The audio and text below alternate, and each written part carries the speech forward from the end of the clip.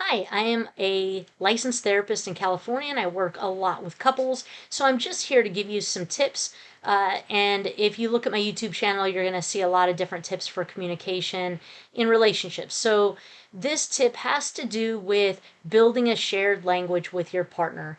And so I think everybody needs to do that. I don't care if you grew up in the same street, went to the same schools, had similar parents. I don't care if, like, even if you look at siblings, a lot of times they don't have a shared language necessarily. They take meaning from things in different ways than somebody else who might be very close to them and grew up very close to them and had the same education as them.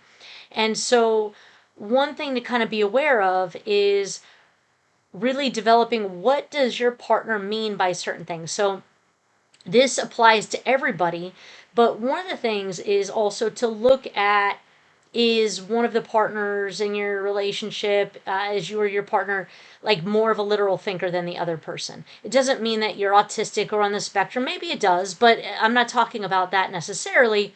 It's just about, if one person is more literal than the other, then they might get their feelings hurt in ways that their partner has no idea. And so, one example would be if during a frustrating moment you're like, get out of here, right? And you might be meaning like it figuratively or, whatever, and your partner's literally packing their bags. And so, that would be like one indicator. For example, I had another couple who came in and they both said that the other person always got what they want, which is literally not possible for both of them to always get what they want, right? For both of them to have that happen. So I asked for an explanation, and one of them said, yeah, like last night we were talking about going to get burgers, and they said I could do that. So, then I asked, like, hey, do you want Mexican food? And they were like, not really. And they ended up going to get like Greek food or something that neither of them wanted. And then the other person chimed in and was like, yeah, I wanted burgers. And the first person was like, well, you said I could do that. Like, I could do that, like, as a favor to you or something like that. And the other person was like, no, I meant I could do that.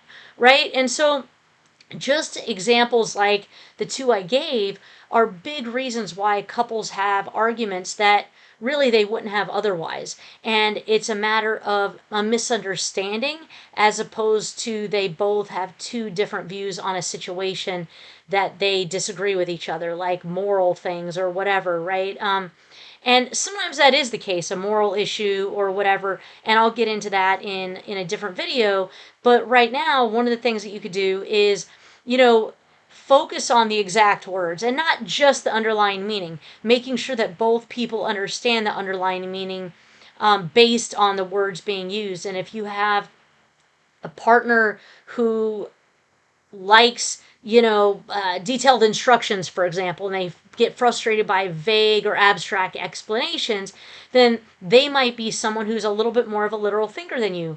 And so you need to be more aware of your exact wording.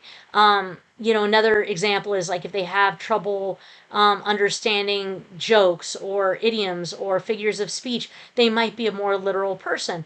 And so just to be aware that sometimes you might be having an argument with your partner and you're really both agreeing, but you're disagreeing because of a misunderstanding. So I know this doesn't happen with everybody, but this is an example of something that I do see a lot and is a little bit of a simple fix. And if you have more issues in this, or if this tip didn't help, really consider going to couples therapy, even for a few sessions, just to improve your communication.